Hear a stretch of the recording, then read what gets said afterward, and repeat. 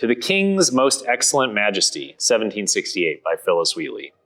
Your subjects hope, dread sire, that the crown upon your brows may flourish long, and that your arm may in God be strong. O may your scepter numerous nations sway, and all with love and readiness obey.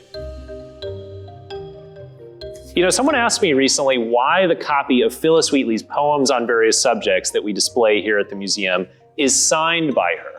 And this is a great question. We're fortunate enough to have this original printing of her book, written on one of the first pages, her name, Phillis Wheatley.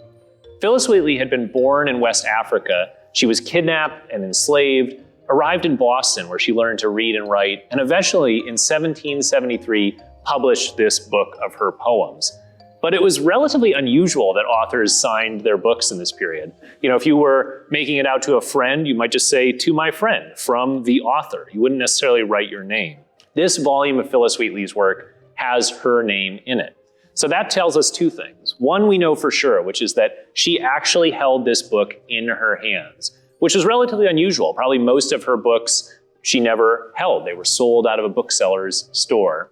The other thing it shows us is maybe a reflection of something we just see the edges of, and that's that as a woman of African descent, there were many people in early America and Great Britain who were skeptical that she could have actually written these works. Her book, in fact, opens with testimonials from eminent Bostonians, people like Royal Governor Thomas Hutchinson and John Hancock, guys who were normally not on the same page about anything, saying that she had actually written these words.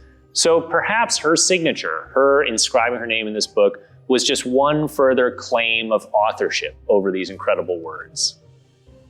If you have questions about life in the Revolutionary era, like and subscribe, and leave us a comment below. We might even answer your question here on Why the Revolution.